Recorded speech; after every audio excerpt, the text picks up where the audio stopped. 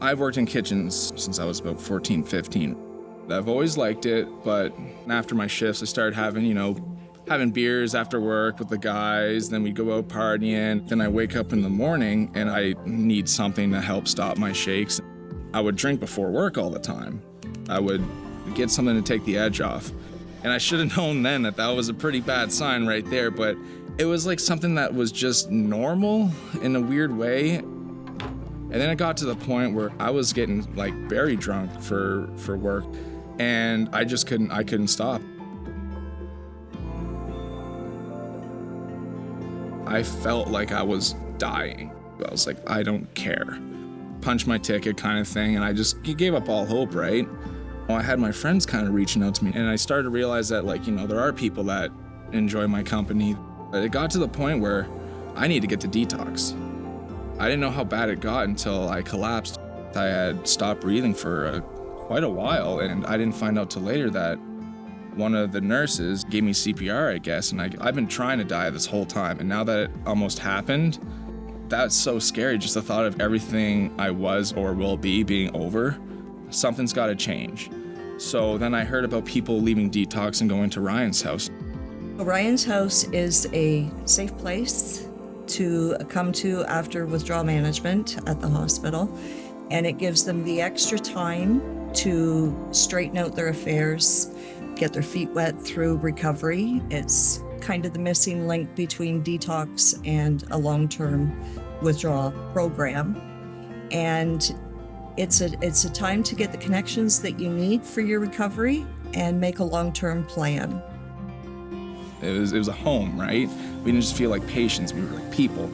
And Lori and her husband would come in all the time and drop off donations like Starbucks and whatnot. And I didn't know who this lady was that was dropping all this stuff off. Sure enough, it's a lady that organized all this. After leaving Ryan's house, I have this job being a butcher, and we take orders. We get calls from people all the time saying, I want this custom cut, or I want this custom thing. So a year later, I get an order, and it said Ryan's house. They wanted a big strip loin roast, and I said, hey. I was like, let me do that, right? I made it all special, trimmed it up all beautifully. And when I went in to pick it up, a young man come out smiling from ear to ear with a huge roast. Had the receipt there. I was like, here you go, Lori. He said that he had paid for the roast, and that was one way he could pay back for everything that Ryan's house did for him.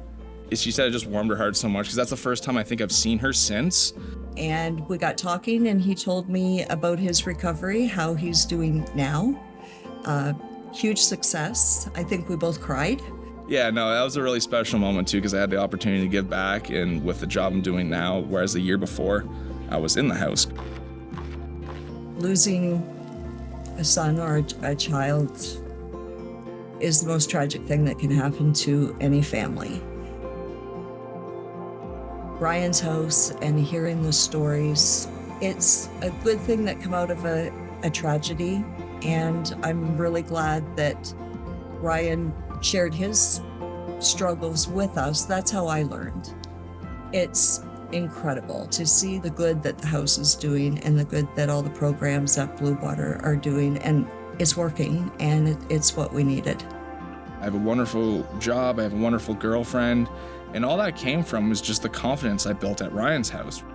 It's really something special that so much can happen in such a short period of time. Things just keep getting better, so I'm just gonna keep that momentum going.